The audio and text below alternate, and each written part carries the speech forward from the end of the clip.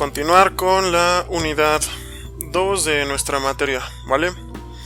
Es la sociedad, sus instituciones y estructuras. Como siempre, ya desde aquí empezar a tratar de entender de qué va la unidad, ¿de acuerdo? La sociedad, ya hablamos un poco acerca de ello. Las instituciones también. Estructuras, creo que esa es una palabrita un tanto nueva dentro de nuestro estudio, ¿vale? Aquí vamos a tratar de comprender qué es el cambio histórico, cómo se va dando. La verdad es que el libro es bastante esquemático, nada más nos muestra unas cuantas características al estilo manual escolar, y la verdad eso no me gusta mucho. Pero trataremos de ahondar en estas informaciones acerca de cómo se dan los cambios históricos. Vamos a tratar de analizar las principales teorías que han intentado abordar el tema del cambio social a grandes rasgos, ¿vale? Pero antes que nada vamos a ver qué es la estructura social. Nos dice que son las formas de organización social que vinculan el complejo espacio social en el que se mueven los agentes. Un poco enredado, ¿no? En primer lugar, nosotros ya vimos lo que es un agente, ¿de acuerdo? Entonces cuando estemos leyendo, tratar de hacer memoria de lo que ya aprendimos con anterioridad. ¿Qué es un agente? Es un ser, un individuo con la capacidad de modificar el estado de las cosas, ¿no? Entonces, ¿cómo está organizado el espacio social, ¿vale? Cómo está organizado el espacio social en donde nos movemos nosotros como agentes. Eso es una estructura social, la forma en la que está organizado el espacio en el que nos movemos nosotros como agentes, a grandes rasgos, ¿vale? Como dice aquí, es un concepto polémico en las ciencias sociales, ¿no? Con él se describe la forma que adopta el sistema. Esta parte me gusta más, quizás un poquito más clara. La estructura social nos describe la forma que adopta el sistema global de las relaciones entre individuos, ¿de acuerdo? Por ejemplo, una estructura social en nuestro mundo contemporáneo sería, fíjense, ¿no? Cómo nos influye. A mí me gusta una chica, a una chica le gusta un chico le gusta otro chico, yo qué voy a saber. Pero normalmente seguimos nosotros bajo ciertas estructuras globales que nos siguen determinando nuestra forma de pensar, ¿no? Como la idea del matrimonio, de la familia monogámica, de los hijos. Todo eso forma parte de la estructura social. Entonces, a pesar de que nosotros nos movamos de manera independiente, seguimos formando parte de una estructura social, ¿de acuerdo? Voy a dejarlo hasta allí y ahondaré la idea posteriormente. Para algunos es lo mismo que hablar de sistema social o organización social, y también se define como una población con una organización y una tecnología que vive en un medio ambiente, ¿vale? Es una población que tiene cierta organización y cierto nivel tecnológico y que vive en determinado medio ambiente, ¿ok? Eso con respecto a nuestra introducción. ¿Qué es lo que vamos a aprender o para qué vamos a aprender? Bueno, para utilizar teorías científicas de análisis. ¿Para qué? Para proponer soluciones a problemas de su comunidad y de su país, ¿vale? ¿Qué saberes vamos a trabajar? Los tipos de sociedad que han existido, las teorías sociales, y aquí tenemos el conjunto de las teorías sociales que vamos a estar estudiando: el positivismo, el funcionalismo, el materialismo histórico, la teoría comprensiva, la escuela de Frankfurt y la teoría crítica, ¿vale? A grandes rasgos no nos vamos a meter, sería inacabable este curso si nos metemos incluso a una sola de ellas, ¿no? Pero el objetivo es que tengamos al menos una idea de más o menos de qué va cada una de ellas. Ahora, aquí como ya les dije, ustedes dedíquense también a leer por su cuenta. Voy a hacer énfasis en donde tengamos o donde yo piense que es más importante realizar el énfasis. Si ustedes llegan a encontrar algo que me digan, oye, ¿sabes qué? Aquí me podrías sacar de esta duda, pues con mucho gusto lo estaríamos haciendo. Por ejemplo, el desempleo, la migración, la discriminación, la violencia. Son problemáticas que nosotros vemos a diario, ¿no? ¿A cuántas personas no conocemos que estén en situación de desempleo? ¿Cuántas personas no tenemos algún familiar migrante? La discriminación que a veces sufrimos o nosotros mismos apoyamos, porque también hay que darnos cuenta que no siempre somos las víctimas, sino también a veces somos los victimarios. La violencia en las calles, que bueno, ya no se puede negar. Son problemas. ¿Por qué se dan? Porque la gente es mala, porque la gente es buena, tiene que ver con alguna estructura social que la permite, no sé, tendríamos que checarlo. Es por eso que necesitamos una teoría para poder acercarnos a todas estas problemáticas, ¿ok? Aquí nos dice que vivimos en sociedades ya complejas, ya no es una sociedad sencilla en donde pues nada más voy, siembro, regreso y me espero a que crezca y mientras cazo y recolecto y listo. Esa sería una vida bastante sencilla. Nuestra sociedad ya es muy compleja, los crímenes ya son más elaborados, incluso a través de una computadora, la forma de producir ya también puede ser a través de una computadora, la tecnología está avanzando, la inteligencia artificial. Entonces tenemos que ya vivimos en una sociedad bastante compleja, ¿vale? De por sí el ser humano es complejo y no ha terminado de entenderse, y todavía le aumentamos la sociedad, que es bastante compleja. Bueno, pues ahí tenemos un cóctel digamos, de contingencias, ¿no? ¿Qué más? El desarrollo, bueno, actualmente vivimos en una etapa histórica determinada. La vida no siempre fue como hasta la fecha o como hoy en día la vivimos. Se ha ido desarrollando. Aquí quiero hacer una breve pausa. Cuando hablo de desarrollarse, no me refiero a que haya mejorado, ¿de acuerdo? Simplemente desarrollarse. Es como, por ejemplo, si yo digo que este niño se está desarrollando, pues quizás se puede entender como que el niño está creciendo, ¿no? Todo bien. Pero si por ejemplo yo digo que un tumor canceroso se está desarrollando, pues yo creo que esa noticia no nos gustaría a nadie de nosotros. Entonces, nosotros vemos que la palabra desarrollo no significa bueno ni malo. No es positivo ni negativo, simplemente es analizar cómo se da este proceso de cambio, ¿de acuerdo? Entonces, el desarrollo del modelo económico capitalista. En la actualidad vivimos en el modelo económico capitalista, que tiene sus propias normas, sus propias leyes de funcionamiento. Y con normas y leyes no me estoy refiriendo a las normas jurídicas, la ley como nosotros la comprendemos, sino a que tiene ciertas normas de funcionamiento, ¿vale? Ya lo estaremos platicando en su momento.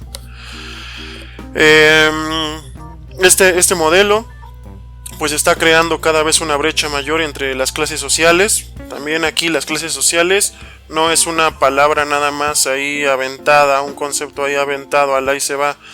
Tiene diferentes connotaciones y también dependiendo de la teoría que estemos abrazando en su momento, va a ser el significado de lo que es clase social, ¿de acuerdo? Y pues obviamente se generan protestas, movilizaciones, pero ¿cómo voy a entender esto, no? ¿Cómo voy a entender un mundo tan complejo si no tengo una teoría, si no me pongo a analizar, si no me doy un tiempo? Somos muy de dar opiniones ahí nada más porque se nos ocurre. Yo también a veces lo hago, pero creo que no es lo correcto, ¿no? Creo que en una sociedad compleja lo que necesitamos hacer es informarnos para poder tener una visión clara o un poco más clara de lo que está sucediendo. ¿De acuerdo? Ya traten de dejar de ver la escuela como, mira, tengo que terminar la prepa y estudiar la universidad. No, creo que lo importante es volvernos críticos y poder analizar lo que está sucediendo a nuestro alrededor. Que, como dirían los chinos, ¿no? Vivimos tiempos interesantes, ¿no? También tenemos desigualdades económicas, desempleo, marginación, todos estos problemas se han estado agravando, ¿no? Por ejemplo, en la región europea la migración es una de las cosas más tristes que se pueden ver, ¿no? Los gobiernos cerrando fronteras, las personas africanas tratando de cruzar hacia Europa, ¿no? Entonces vamos a ver o vamos a tratar de analizar qué es lo que está realmente sucediendo. ¿Qué más? Bueno, para todo esto, nos dice aquí que para poder llevar a cabo una acción que modifique esta situación en la que estamos viviendo, si es que queremos modificarla, desde mi punto de vista creo que es lo que tenemos que hacer como seres éticos, ¿no? Que ya también lo hablamos. Tenemos que buscar tal vez un cambio de modelo económico o al menos disminuir los efectos negativos de este mismo modelo, ¿no? Y pues bueno, se están originando cambios sociales que hacen avanzar la historia, ¿no? Los cambios sociales es cambiar la estructura de la que ya hablamos con anterioridad. ¿Para qué? Para que dejen de existir estas problemáticas sociales, ¿vale? No ahondé mucho en el tema porque vamos a hablar posteriormente, ¿vale? En cuestión de migración también hay que ver que no toda la migración es igual, ¿vale? Todos hablan de migración y como que siempre nos vamos a la de tipo económico, pero también tenemos migración de tipo político, social, bélica. Por ejemplo, de tipo político, cuando hay refugiados o hay perseguidos políticos en un país y se tienen que ir a otro, o piden un asilo. De tipo social, por ejemplo, no sé, cuando una persona se va de un lugar a otro para estudiar, no es ni de tipo económico ni de tipo político, es un fenómeno social también en sí mismo. Guerras también generan migración, entonces fíjense cómo un fenómeno que aparentemente es demasiado sencillo se puede convertir en algo muy complejo y con muchas vertientes y que a veces se nos pasa, ¿no? Entonces a veces cuando hablamos nada más a lo que nuestra mente nos dice, pues podemos llegar a caer en simplificaciones bastante, ¿cómo decirlas?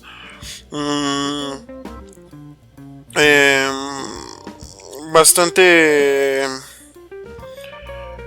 pobres, ¿no? Por decirlo menos. Porque tratamos de entender un fenómeno complejo, pero a partir de una opinión bastante sencilla. Entonces yo creo que eso no es algo que debamos de hacer. Ahora, ¿qué más? ¿Cómo se ha desarrollado la historia de la humanidad? ¿Vale? Aquí vamos a ver que vamos a estar tratando el tema de lo que es el cambio social. El cambio social es es una transformación. No me gusta decir que es el mecanismo, porque el cambio social en sí ya es el hecho, ¿no? Pero se da a través de algún mecanismo de transformación de la realidad, ¿vale? ¿Cómo se cambia? Esto es lo que me interesa del cambio social, ¿no? Cómo se cambia de un determinado modo de vida a otro diferente.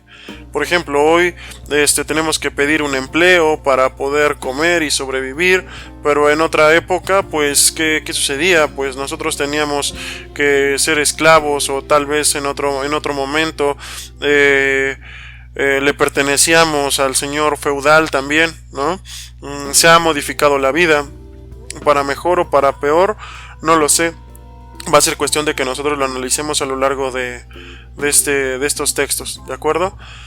Pero ¿qué acciones creen ustedes que pueden contribuir al cambio social? Y otra vez, la palabra cambio tiene una connotación muy positiva, ¿no? Como que creemos que todo cambio es bueno, ¿no? Es que si quieres sobrevivir hay que cambiar. Sí, pero no todos los cambios son iguales, ¿no? Ponía el ejemplo de que, no sé, hoy tengo para comer y mañana no. Hubo un cambio, ¿no? Hubo un cambio. Quiero que me digan ustedes si es positivo o negativo, ¿no? Creo que la respuesta es bastante obvia. Entonces, no todo cambio es positivo, simplemente es un cambio, ¿de acuerdo? Vamos a tratar ya de quitarnos esos prejuicios que nosotros tenemos con respecto a las palabras. Por ejemplo, algunos cambios, un cambio que aquí nos menciona, si gustan hagan esta actividad. Dice, emigrar del campo a la ciudad es una acción, ¿vale? Es una acción simple que pareciera que nada más es cambiarme de residencia, pero ¿qué sucede cuando eso pasa? Pues disminuye la fuerza laboral en la agricultura, ¿no? Por ejemplo, el hecho de que aumente la tecnología, ¿vale? pues también pueden existir riesgos ¿cómo decirlo? De crímenes informáticos, ¿no? También una acción, fíjense cómo contribuye al cambio social. Por ejemplo, una acción que contribuya el aumento de cibercrímenes, pues también contribuiría al cambio social, en el sentido de que pues la gente va a exigir mayor vigilancia, ¿no? Mayor vigilancia quizá pueda convertirse en mayor cantidad de seguridad, podría ser, o también podría contribuir a que sea más fácil instaurar una dictadura, ¿no? ¿Por qué? Porque todos estaríamos vigilados. Entonces ahí tenemos cuestiones que hay que pensar. Y fíjense, y estamos hablando de cambios, pero pueden ser cambios positivos y cambios negativos si nosotros como sociedad no somos lo suficientemente críticos, ¿ok? A mí sí me interesa mucho ser bastante crítico. Bueno, también aparte de nosotros como individuos, como individuos aislados, por así llamarlo, por así decirlo, o tomados en cuenta de manera independiente, podemos contribuir al cambio social. Ya vimos que nosotros podemos ser agentes de cambio, pero también vimos que una institución, al igual que nosotros, puede ser un agente de cambio, ¿de acuerdo? ¿Qué más? Ahora vamos con la parte de aquí abajo. En cuanto a las instituciones, también se encuentran en el centro de los procesos de transformación, es decir, las instituciones ayudan bastante al cambio, y con ayudar, nuevamente, no estoy hablando de que sean buenas o malas, ¿de acuerdo? Disculpen que sea tan repetitivo. Cuando hablamos de ayudar, estoy hablando de ayudar al cambio, pero ya quedamos que cambio tampoco es bueno o malo, ¿vale? Simplemente es una evolución, una transformación. Entonces, las instituciones, digamos que inciden, para no utilizar la palabra ayudan, las instituciones inciden en el cambio social, ¿de acuerdo? Si se aplica cierta política, se tienen ciertos efectos, y también hay que tomar en cuenta que las instituciones sociales no son simplemente las instituciones políticas. Es por eso que aquí nos hacen la distinción, ¿no? Aquí nos habla de instituciones sociales, y fíjense cómo acá dice instituciones políticas, no son lo mismo, ¿vale? Puede haber instituciones sociales que no sean políticas, como por ejemplo la política, la economía, la educación. Entonces tenemos diferentes instituciones, ¿de acuerdo? Cada una de ellas contribuye en el cambio social. Por ejemplo, la política, el hecho de que cambie una ley y permitan reelegirse, pues estaría modificando a la sociedad, ¿no? Porque la forma en la que se hace la política y en la que se toman las decisiones sería muy diferente. Por ejemplo, en la economía, el hecho de que suba o baje el precio de algún producto, pues modificaría el precio de los otros. Entonces eso puede llevar a un cambio social, ¿no? Por ejemplo, en Chile, ¿no? Que es simplemente un paquete económico que causó, digamos, enojo dentro de la población. Un pequeño cambio económico pues generó un cambio social sin precedentes desde el 73 en Chile, ¿no? Entonces creo que es importante. La educación, también la educación es muy importante. A veces nada más hablamos de, es que debe de haber un cambio en la educación, ¿no? Pero ¿un cambio hacia dónde? Ya quedamos que el cambio no nada más es adaptarnos y ya, ¿vale? Adaptarse así nada más, pues me parece muy biológica la cosa. Nosotros también somos seres sociales. ¿Hacia dónde empujar la educación? Hacia lo tecnológico, dejar de lado cuestiones humanistas, que es mucho lo que está sucediendo en la actualidad, ¿no? Y también desde allí podríamos explicar tal vez algunas problemáticas sociales. Entonces, la educación también es una institución que interviene en el cambio social, ya sea para bien o ya sea para mal, ¿ok? Luego tenemos acá de este lado las instituciones políticas, ¿vale? Las instituciones políticas nos dice que son las organizaciones de un estado o nación, ¿vale? Aquí difiero un poco, porque va a depender bastante qué entienda yo por política. Si yo entiendo que política es simplemente estar en un puesto del gobierno, en un puesto de poder, pues entonces creo que sí tendría bastante razón de ser esto, ¿no? Pero si yo entiendo por política tratar de generar un cambio social, ¿no? Se pueden generar cambios desde muchos ámbitos, ¿no? Incluso desde la cultura. La cultura podría funcionar como una institución política también.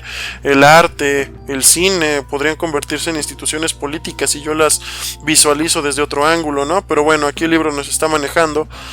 Nada más doy estos comentarios para que veamos que no hay que ceñirnos nada más a la teoría que vienen en los textos, ¿de acuerdo? También podemos empujar un poco más la teoría que nos enseña otras cosas. Las instituciones políticas son las organizaciones fundamentales, es decir, en las cuales se fundamenta el Estado o la nación. Regulan la vida política, ¿no? Por ejemplo, todos tenemos que cursar obligatoriamente la primaria, todos tenemos que vacunarnos, regulan nuestra vida en sí, ¿no? Pero también regulan la vida política, tener que votar, ciertas obligaciones que nosotros tenemos que cumplir. Estas organizaciones influyen en lo que nosotros pensamos, ¿no? Por ejemplo, cuando vamos a la primaria y hay honores a la bandera, bueno, pues ya nos está influyendo políticamente para adquirir un carácter nacionalista, ¿no? Entonces, nosotros somos influidos por las instituciones políticas, pero al mismo tiempo las instituciones políticas tienen que verse influidas por nosotros, ¿de acuerdo? Es por eso que es importante la idea de agente de cambio, ¿vale? Simplemente para cuidar, ¿no?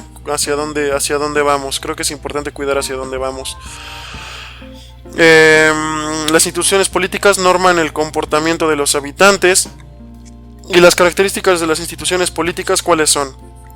Permanencia, es decir, que estas instituciones van a tener una duración más allá incluso de la persona misma. Por ejemplo, el gobernador, el presidente. Fíjense cómo entra uno, sale ese presidente, entra otro. Entonces hay una institución que permanece, ¿de acuerdo?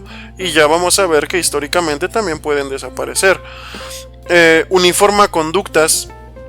Por ejemplo, digamos que en el ámbito de la educación, pues uniforma conductas de que todos nosotros tenemos que ir a una escuela y aprender todo lo que son los planes de estudios, ¿no? Y de esa forma se uniforma, digamos, a las personas, ¿de acuerdo? ¿Qué más? Tienen un fin concreto. ¿Cuál es la finalidad de una institución política? ¿Qué más?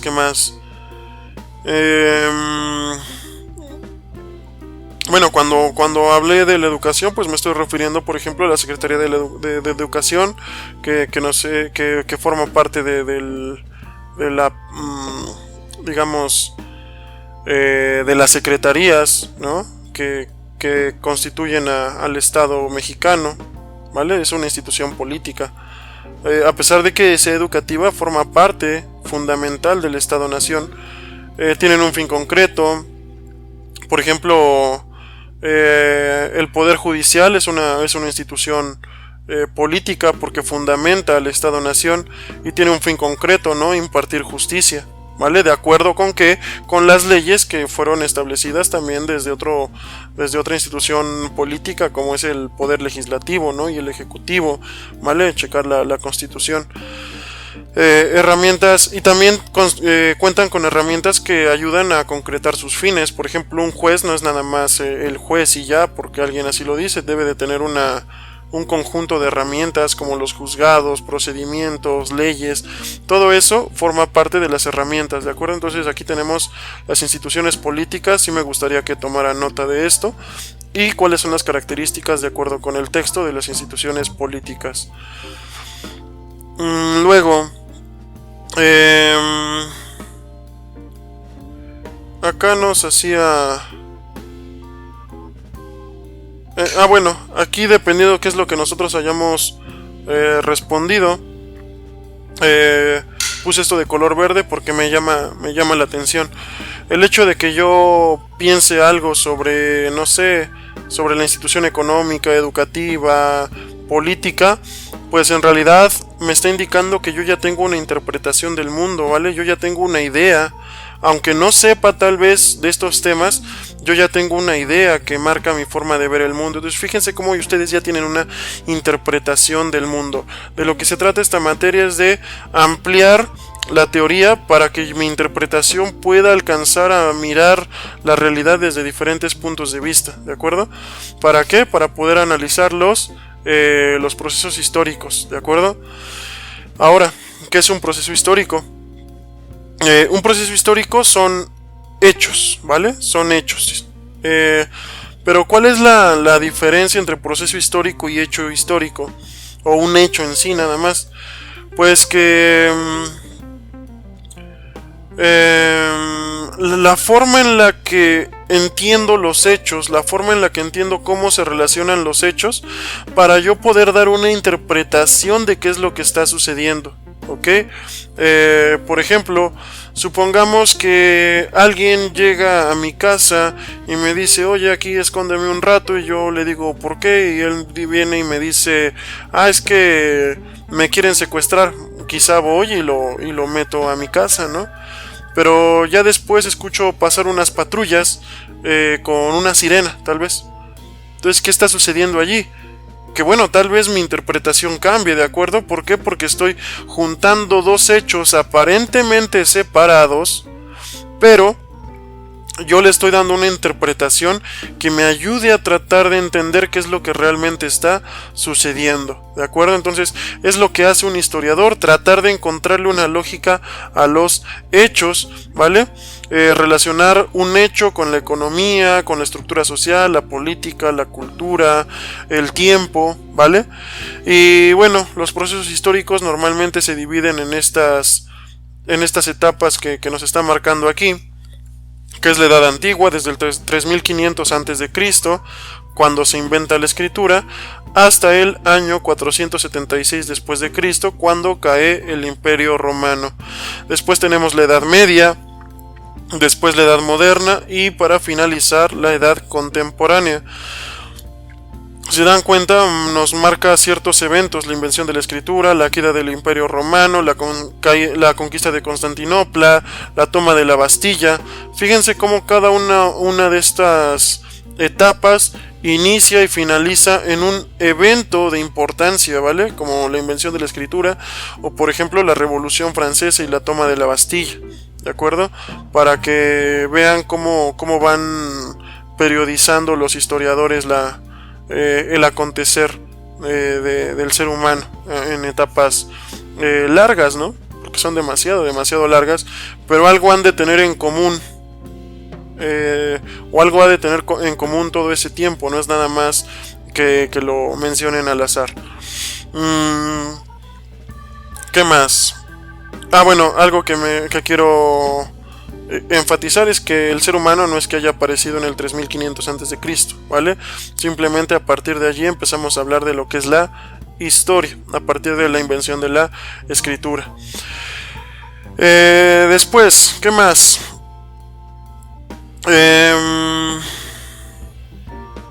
Tenemos las ciencias. Bueno, tenemos que las ciencias sociales han intentado explicar cómo se ha ido transformando la sociedad a lo largo de la historia. Ya vimos que las ciencias sociales tratan de dar una interpretación, y existen varias, no nada más una, entonces hay que tener en cuenta eso. Las que vamos a ver aquí ya las mencionamos con anterioridad: el positivismo, el funcionalismo, el materialismo histórico. ¿Qué más? Bueno, todas estas teorías que acabo de mencionar, pues lo que buscan es darle respuesta a la pregunta de cómo se producen las transformaciones sociales. O sea, de lo que se va a tratar es de intentar responder esa pregunta: ¿cómo se dan los procesos de transformación social? Me gustaría que ustedes pausaran un ratito el video y trataran de hacer, no sé, una reflexión de cómo se dan los cambios sociales, ¿de acuerdo? Bueno, pero antes de pasar a estas teorías, lo que nos va a hablar el texto es acerca de los tipos de sociedad que han existido a lo largo de la historia. ¿vale? ¿Para qué? Para que yo pueda analizar la manera en la que estas etapas, o sea, primero voy a conocer las etapas y después voy a tratar de explicar cómo se pasó de una etapa a otra etapa, ¿de acuerdo? Entonces vamos a hablar primero de los tipos de sociedad y la organización social. Va a ser muy rápido, desafortunadamente, ¿no? Primero nos dice que cuáles son estas etapas para que las vayan anotando. Las sociedades de cazadores y recolectores. Esto es una sola etapa, ¿vale? Que aquí está. Después las sociedades de pastores y agrarias. Segunda etapa. Después los estados tradicionales. Y por último las sociedades industrializadas, ¿de acuerdo? Que sería más o menos en donde estamos nosotros. Quiero que quede algo claro, que esta no es la única forma de analizar nuestra realidad. Es una de tantas teorías también, ¿vale? Pero pues por algo debemos de comenzar, por algún punto tenemos que comenzar. Ahora, vamos con lo que son las sociedades cazadoras y recolectoras. Aquí me gustaría que anotaran, digamos, el título o el subtítulo y después anotáramos cuáles son sus características, ¿vale? Por ejemplo, eran tribus, ¿vale? Tribus o pequeños grupos, ¿vale? Que vivían de la cacería, pesca, recolección. A ello ya tengo mi primer dato. Fíjense cómo toda la información viene en los libros, nada más es cuestión de que yo tenga calma y lo vaya anotando. Si ustedes revisan la plataforma que tenemos, se van a dar cuenta que todo lo que tenemos en esa plataforma es esto mismo, pero resumido. Entonces fíjense, me gustaría hacer ese vínculo entre estas tres cosas. El video como tal, o lo que estoy subrayando como tal, lo que estoy explicando y lo que les puse en su plataforma, ¿de acuerdo? Esa parte me parecería importante que hiciéramos el ejercicio porque vean cómo está toda la información, todo el razonamiento que tenemos que hacer, bueno o malo, mi razonamiento, pero saqué ciertas informaciones, ¿de acuerdo? Es decir, yo tengo un texto, hago un razonamiento y después lo plasmo en un resumen. Eso es lo que me gustaría que ustedes también hicieran. Después, la organización social. Bueno, cómo está conformado ya vimos. Cómo subsistían ya lo vimos. Pero ¿cuál era su organización social? Bueno, los varones, cacería, ¿no? Las mujeres, recolectar semillas y plantas, cocinar y crianza de los hijos, ¿vale? En las sociedades cazadoras y recolectoras, digamos que una división natural del trabajo, ¿vale? Aquí no quiero que me linchen por haber dicho división natural. Es un concepto, ¿de acuerdo? Es simplemente un concepto y bueno, fue lo que se dio de manera espontánea, ¿no? Por las cuestiones biológicas. Recordemos que el ser humano también tiene características biológicas y tal vez ello fue lo que llevó al ser humano a organizarse de esa forma en un estadio primitivo, ¿de acuerdo? Ahora, la toma de decisiones. La toma de decisiones la hacían los hombres de más edad. Esto es interesante, ¿no? Porque en la actualidad ya como que las decisiones en los hombres de más edad como que nos cuesta un poco de trabajo. A mí no, la verdad. Siempre hay experiencia en las personas mayores. Pero a veces creemos que las personas mayores ya no tienen o ya no saben del mundo, por así decirlo, ¿no? ¿Por qué? Porque el mundo ha cambiado, tiene diferentes elementos que ya a veces las personas de mayor edad no comprenden. Entonces, fíjense cómo una transformación en la tecnología, en la forma de ver el mundo, pues puede modificar la manera en la que tomamos las decisiones nosotros como seres humanos y como sociedad. Pero en esa época, imagínense, una persona que había vivido demasiado tiempo, pues yo creo que algo debía de saber al menos cuál era la mejor manera de sobrevivir, ¿no? Cosa muy importante para una sociedad, digamos, en este estadio histórico. Después, la organización social, pues no había una diferenciación entre ricos y pobres, ¿no? Como existe en la actualidad. Fíjense cómo en la actualidad tenemos muchas cosas, pero también tenemos este tipo de problemáticas. Entonces fíjense cómo no todo cambio es bueno, no todo cambio es malo, simplemente es un cambio que nosotros tenemos que analizar y tratar de ver hacia dónde vamos como sociedad. Yo sí les invito a que se interesen por estos temas, ¿de acuerdo? No todo es pensar en mí, también la sociedad es importante. El otro, ¿no? Porque solamente a través del otro es que yo me puedo identificar como ser humano. Ya quizá después haga algún video tratando temas más profundos, por llamarlo de alguna manera. ¿Qué más? Bueno, después de esta etapa, que ya les pedí que anotaran, que pusieran sus características, también tenemos lo que es la sociedad de pastores y sociedades agrarias, ¿de acuerdo? ¿Qué características tenían estas sociedades? Bueno, aquí me gustaría que vieran algo.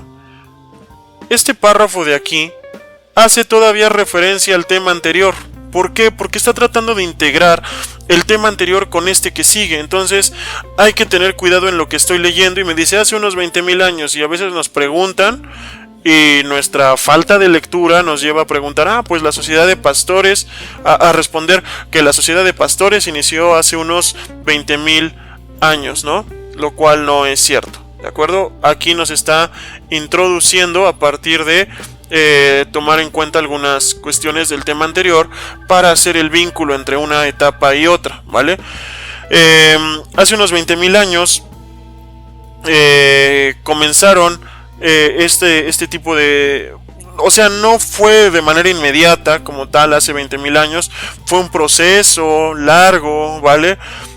A partir del cual se comienza a dedicar el ser humano, o sea, por eso digo que este párrafo es como una transición de un tema a otro, porque nos está hablando de cómo sucede, ¿no? Se da poco a poco, los seres humanos comienzan a criar animales, empiezan a cultivar, entonces empiezan a conocer, y ese es el paso de una etapa a otra. Fíjense cómo el conocimiento puede llevar a cambios históricos.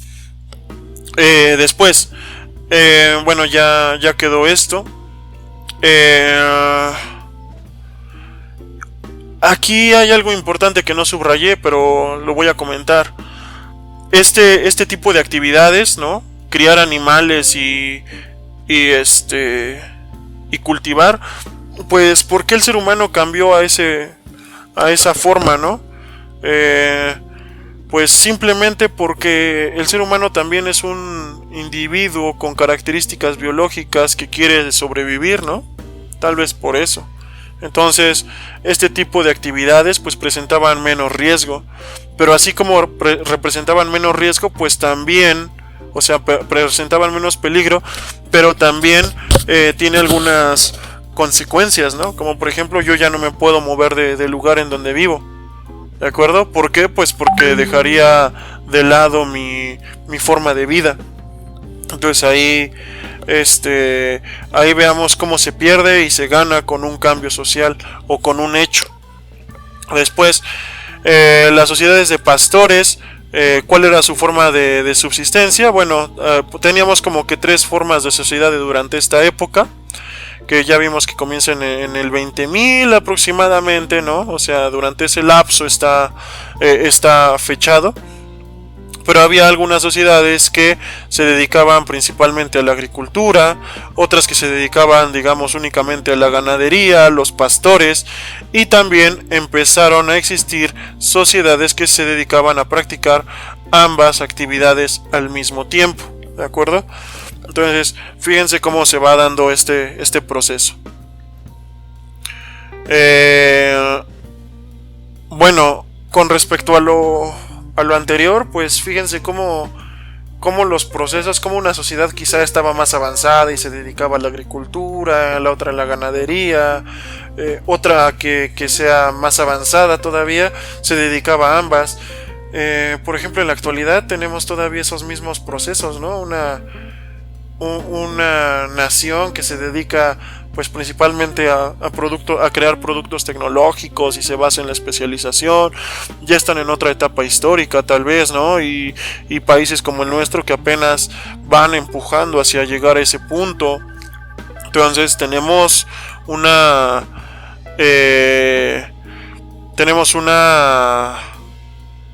situación similar para que veamos que la historia, diría una canción que me gusta mucho, la historia sigue adelante, ¿no? No se va a poder eliminar por más que intenten decir que ya se acabó. La historia va a continuar, ¿de acuerdo? Siempre van a surgir nuevas ideas, nuevas formas de existir.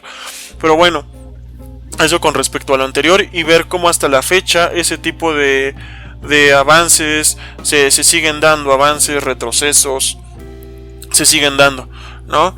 En función de lo que de las actividades que realizamos. Ahora, en las etapas anteriores, nuevamente, fíjense, tenemos un párrafo que tenemos un párrafo que trata de unir o de hacer el enlace entre una etapa y otra, ¿vale? Entonces, en las etapas anteriores nos dice que todo se dividía, o bueno, las actividades sociales se dividían en función del sexo y la edad, pero a partir de esta etapa de las sociedades y estados tradicionales comienza a haber una división, además, ¿vale?, del sexo y la edad. Empieza a haber una división, como por ejemplo de las actividades a las que nos dedicamos, por ejemplo, bueno, que se dedicaban, porque esos estados ya no existen. Ahora se dedican, por ejemplo, hay personas que se dedican al comercio, al gobierno, al ejército, entre otras tantas actividades, ¿de acuerdo? Entonces, esto ya es una nueva estructura social, ¿vale? Fíjense cómo va modificándose de un punto a otro. En el primero se movían siempre, tenían que estar en constante cambio.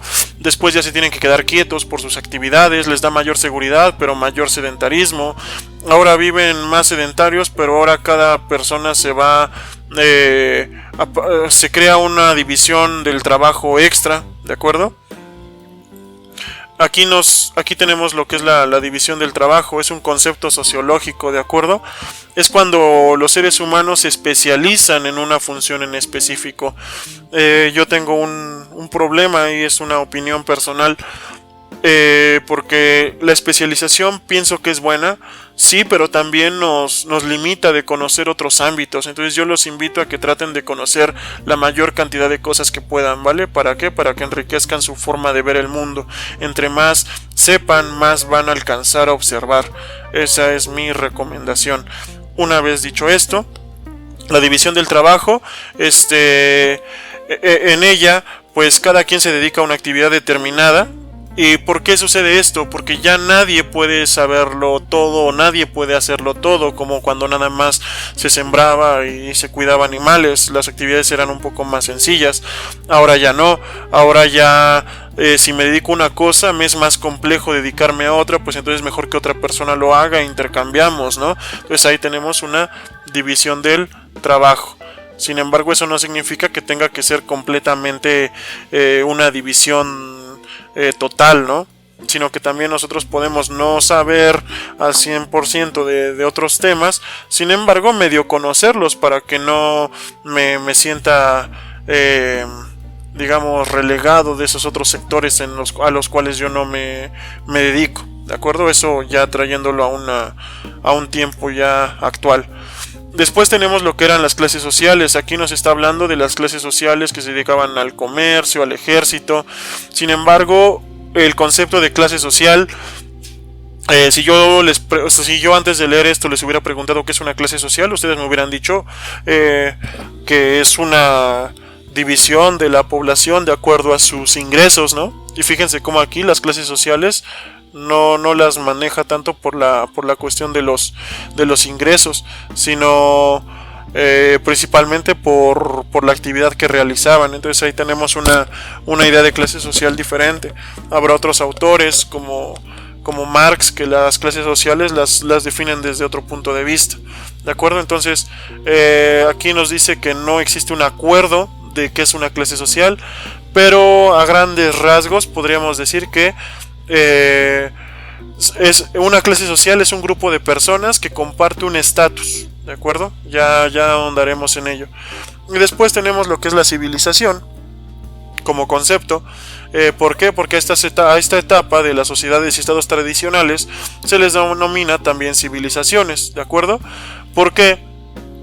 Porque se alcanza un amplio desarrollo del conocimiento, es decir, a partir de aquí ya empieza a haber conocimientos más complejos. También se desarrollan las artes, también las artes pues se pueden desarrollar más porque ya nos estamos quietos en un sitio, ¿no? O sea, pintar un cuadro pues no era como que lo más cómodo estarte llevando un cuadro de un lugar a otro, pero si ya vives en un lugar quieto, quizá te dediques a hacer arquitectura, ¿vale? Entonces fíjense cómo la civilización también depende de la forma de vida. La organización empieza a complejizarse y un elemento importante es la escritura. Es por eso que lo puse como todo esto entre corchetes grandes, ¿no? Es un hito histórico porque digamos, bueno, aquí lo dice, ¿no? Me gusta esta palabra, no la quería decir, pero ya que la menciona el texto. Le da fijeza a las palabras. La escritura fija las palabras, la escritura deja fijas las ideas, ¿vale? Y esto pues permite que las tradiciones se puedan transmitir de manera más, ¿cómo decirlo? Más fidedigna, ¿no? Las leyes ya no son tan confusas, la forma de organización ya no es tan confusa porque ya se puede establecer un código determinado para que rija nuestra vida social. Entonces fíjense cómo la escritura también es un hecho muy importante. Bueno, esto ya lo mencionamos, nada más cuestión de mencionar también que grandes civilizaciones también fueron grandes imperios, ¿vale? ¿Y a qué nos referimos con imperio? Con que adquirían riqueza, ¿vale? Y parte de su florecimiento se debía a la conquista de otros pueblos. Espero que vayan quedando claras estas ideas. Ahora, vamos con la siguiente. Bueno, aquí algunos ejemplos de imperios, como el imperio chino, el imperio romano, el imperio azteca, los mayas, los incas, ¿vale? Son ejemplos de imperios y es a lo que nos estamos refiriendo en esta etapa, ¿de acuerdo? Ahora, ¿qué más? Entonces, fíjense cómo, perdón que me esté moviendo demasiado aquí en el video, pero fíjense cómo tenemos una división de la historia, ¿vale? A partir de la Edad Antigua, y fíjense cómo empezamos a hablar a partir de la escritura, ¿de acuerdo? Y a partir de allí empezamos a medir la historia y a dividirla por etapas, como aquí nos lo está mencionando.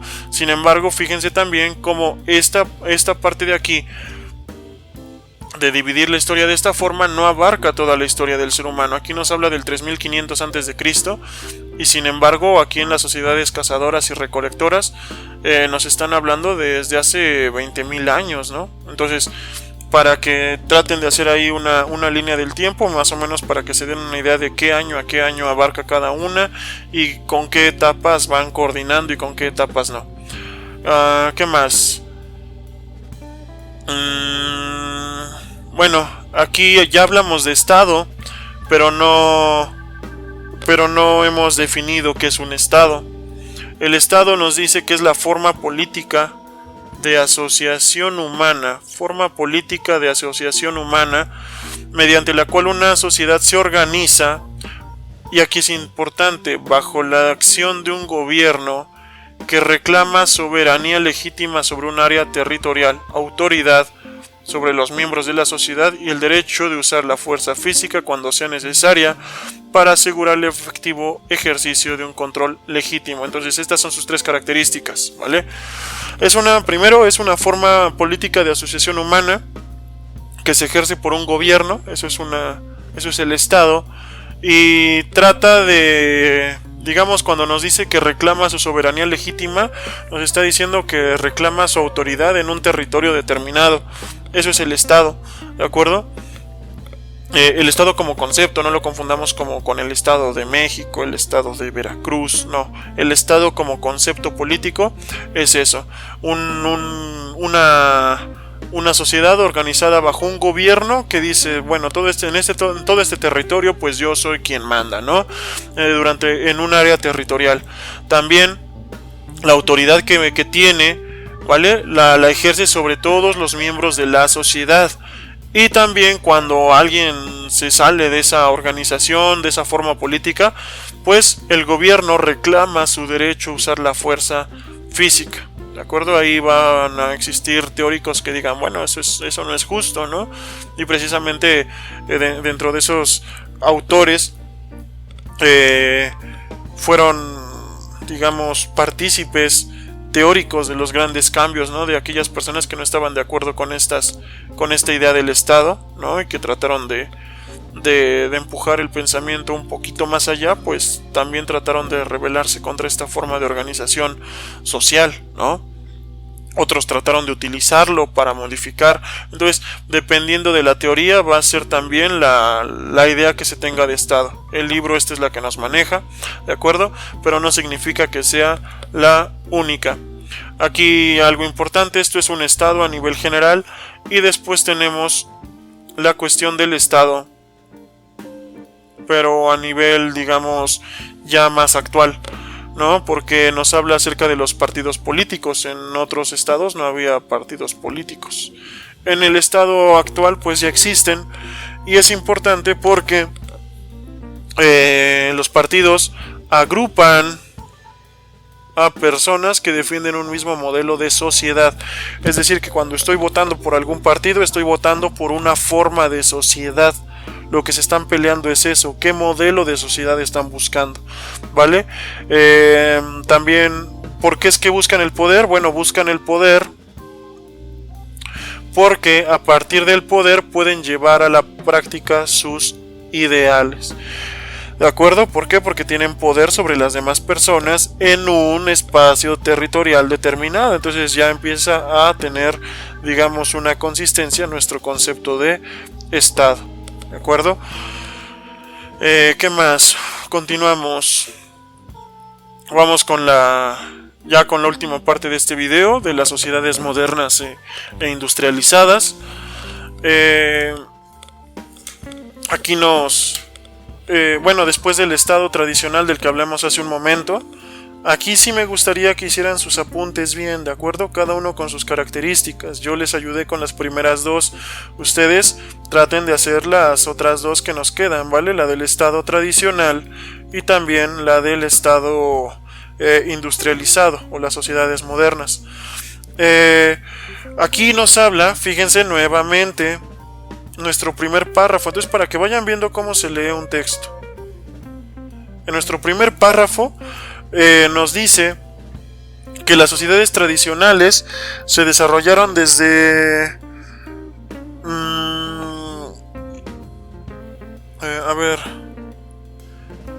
se desarrollaron durante un periodo que va desde el año 6000 a.C. hasta el siglo XIX. Entonces, esto no se está refiriendo a las sociedades modernas e industrializadas, ¿de acuerdo? Pareciera que está aquí hablando de este tema, pero no. Esto está hablando de las sociedades con un estado tradicional, ¿de acuerdo? Para que no lo vayan a notar como característica de las sociedades modernas e industrializadas. Lo que estoy tratando de hacer es que ustedes aprendan a leer y que vean cómo... Bueno, si ya saben leer y analizar textos, pues qué mejor. Pero si no, pues estoy tratando de que ustedes aprendan a desmenuzar el texto y ver cómo aparentemente me está hablando de una cosa y si yo no pongo atención se me van los datos, ¿de acuerdo? Entonces, desde el 6000 hasta el siglo XIX estamos hablando de los estados tradicionales, ¿de acuerdo? Entonces, del 20000 al 6000 estamos hablando de los otros tipos de sociedad, ¿de acuerdo? Y ahora estamos hablando de las sociedades modernas e industrializadas. Entonces sí me gustaría que hicieran una periodización de todos estos, de que me digan de qué época a qué época dura cada una de estas sociedades. Ahora, ¿qué más? Bueno, aquí nos habla de que las sociedades cazadoras y recolectoras todavía llegan a pervivir todavía en algunos sitios. Las sociedades y estados tradicionales ya no existen. Es curioso cómo las sociedades cazadoras y recolectoras siguen existiendo y sociedades más avanzadas y tradicionales como las del estado tradicional ya no existen, ¿vale? Eso me llama mucho la atención. Pero ¿por qué se acabaron los estados y las sociedades tradicionales? ¿Por qué se terminan? Aquí nos dice por qué. Nos habla de que en Inglaterra, en el siglo XVIII, ¿vale?, se da la industrialización. ¿Qué es la industrialización? Bueno, acá tenemos en el glosario. Por si nos había surgido la duda, acá tenemos en el glosario qué es la industrialización. Es un proceso social, porque no lo hace un solo individuo, se hace entre todos. Es un proceso que a través del cual se fue creando maquinaria, y esa maquinaria pues dio pie a que se crearan fábricas, y entonces se pudo hacer un cambio de una forma de vida a otra. No todo esto fue de manera pacífica, no todo esto fue de manera automática, llevó años en consolidarse este proceso.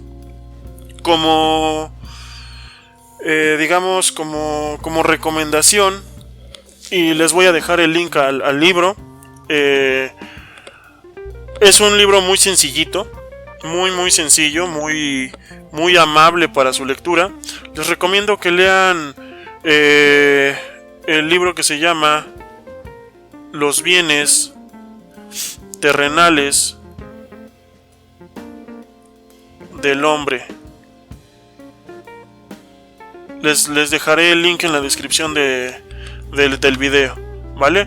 ¿Para qué? Para comprender cómo se fue pasando precisamente de los estados tradicionales de este tipo de sociedades hacia poco a poco los estados o las sociedades modernas e industrializadas. ¿Cómo se dio ese cambio? ¿Vale? Nada más entre estas dos etapas. De eso nos va a hablar ese libro, para que tengan una idea más clara, porque aquí con un solo párrafo pues es imposible, y achacarle todo el cambio a la industrialización pues también es un poco irresponsable, ¿no? No solamente fue eso, también fue el conocimiento científico que se fue acumulando a lo largo del tiempo. No solamente fue la industrialización, fue el conocimiento científico que se fue acumulando, también fue que se encontraron nuevas tierras. Bueno, desde el punto de vista del europeo, encontraron América, la descubren, ¿no? Entonces, nosotros vemos ahora que este proceso de cambio no es nada más debido a la industria, ¿de acuerdo? Sino que hay muchos procesos, incluso procesos de despojo, procesos de violencia. No todo es tan bonito como los libros nos lo cuentan, ¿de acuerdo? Hay que tomar también en consideración esto que les acabo de comentar. Aquí está muy esquemática la información, entonces a mí me parece un poco irresponsable dejarlos únicamente con esto. Obviamente con esto es más que suficiente tal vez para su examen, pero sí me gustaría ahondar en estos temas. ¿Qué más? Un proceso importante de industrialización fue como tal la revolución industrial, ¿vale? Surgió en Inglaterra aproximadamente en los años 1780 y se consolidó en la década de 1850, ¿de acuerdo? Entonces ahí yo les recomiendo que nuevamente lean el texto de los bienes terrenales del hombre. Si lo terminan de leer, pues qué mejor, ¿no? Pero al menos la mitad del texto, la mitad del libro, creo que sí es necesario para comprender todo esto. Y también hay que mencionar que el texto de los bienes terrenales del hombre también es muy esquemático, bastante entendible, pero muy esquemático, ¿de acuerdo? Vamos a continuar. Bueno, durante la revolución industrial se da una evolución debido a que se empiezan a utilizar las máquinas, nuevos conocimientos como utilizar nuevas fuentes de energía, utilizar el vapor, ¿de acuerdo? ¿Qué efectos? Porque pareciera que nada más es esto, pero ¿qué efectos tuvo? Bueno, hicieron más eficiente el trabajo. Y con hacer más eficiente, nuevamente, a veces también las palabras están cargadas de un sentido positivo o negativo. A veces decir eficiente pareciera ser que estamos diciendo que es bueno, pero hacer más eficiente también implica mayor mayor dependencia de la tecnología. También nos lleva a una explotación de tipo diferente del ser humano por el mismo ser humano dentro de una fábrica, dentro del trabajo. Y aquí lo que yo recomiendo, porque no todos son libros, les recomiendo que vean la película de Tiempos Modernos, en donde nos muestra cómo la tecnología también tiene la problemática de volverse una maquinaria que incluso puede reducir al ser humano a una mera herramienta de la máquina, ¿no? O sea, simplemente convertirlo en una tuerca más de la maquinaria. Eso es bastante triste, ¿vale? Porque teniendo la capacidad tan grande de modificar la vida humana para bien, que se utilice para someter al ser humano a jornadas extenuantes y a simplemente ser una pieza más de la maquinaria, me parece bastante triste, ¿no? Y es un proceso que hasta la fecha se sigue dando. Después, ¿qué más? Obviamente durante todo este proceso se dan otros problemas como el desempleo, la migración, todo ello, problemas que antes no existían, ¿no? O sea, no es como que en la sociedad, fíjense cómo no todo cambio es positivo, ¿no? No es como que en la sociedad de recolectores y cazadores dijeran, no, pues yo no tengo trabajo. Ahí pues todos podían cazar, todos podían, recolectar, ¿no? Quizá a algunos se les hacía más fácil, otros más difíciles, pero no existía el problema del desempleo, ¿de acuerdo? La migración, pues una sociedad, digamos, como la del segundo tipo que vimos, la de los estados tradicionales, seguramente no tenía tantos problemas acerca de migración, ¿de acuerdo? ¿Por qué? Porque era una sociedad que estaba floreciendo y pues lo máximo estaba en donde tú vivías, entonces ¿para qué migrabas? Entonces, pero fíjense cómo en la actualidad se generan estos problemas y también hay que analizarlos y lo vamos a checar posteriormente en el siguiente video. Después tenemos una parte del texto de la era del capital y ya para terminar nos habla de cómo funciona el mundo actual y aquí nos habla de a partir de 1848 a 1875, ¿de acuerdo? Nos habla que las sociedades industrializadas actuales, ¿cuáles son sus características? 1. Se trabaja en oficinas, tiendas, agricultura, muy poco, ¿vale? Se pasa del campo a la ciudad. El 90% de personas vive en centros urbanos, es decir, en ciudades.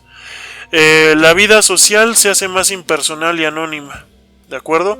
Ya no creo comunidad con mis compañeros, con la gente que está a un lado mío. ¿Por qué? Porque ya no tengo nada en común más que encontrarme de vez en cuando en el trabajo, ¿no? O en el trabajo nada más y ya no creo una comunidad.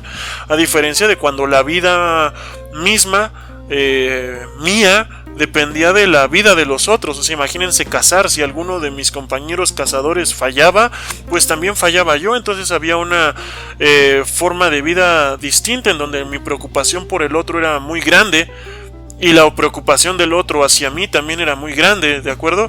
Quizá no por una cuestión de que me quisiera mucho, pero sí por la cuestión de que al menos para él le era necesario y él me era necesario a mí. Entonces la relación entre nosotros era más grande, ¿de acuerdo? Entonces algo que ya no sucede en la actualidad. No sé, tal vez una hipótesis para una investigación acerca de la violencia, ¿no? De la violencia actual, porque ya no me interesa el otro. No sé, solo una hipótesis. Que ya también vimos lo que es una hipótesis, también lo hago para ir recordando conceptos. Después tenemos que en la actualidad ya hay otro factor que son las corporaciones empresariales. Ya las corporaciones empiezan a tomar también decisiones sobre nosotros, como por ejemplo en la actualidad, no sé, grandes corporaciones como los gigantes de la información, como Microsoft, Google, ¿no?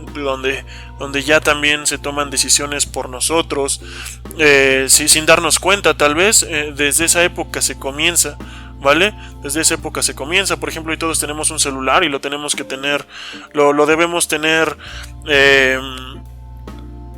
vinculado a una cuenta de correo, ¿no? De cierta compañía. Entonces nosotros ahí estamos, digamos, formando parte de esta misma época todavía, ¿de acuerdo?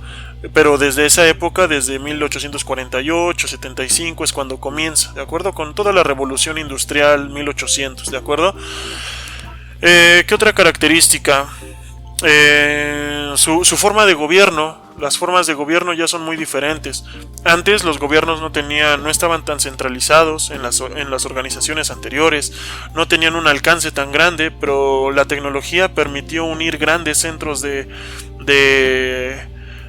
grandes áreas, ¿no?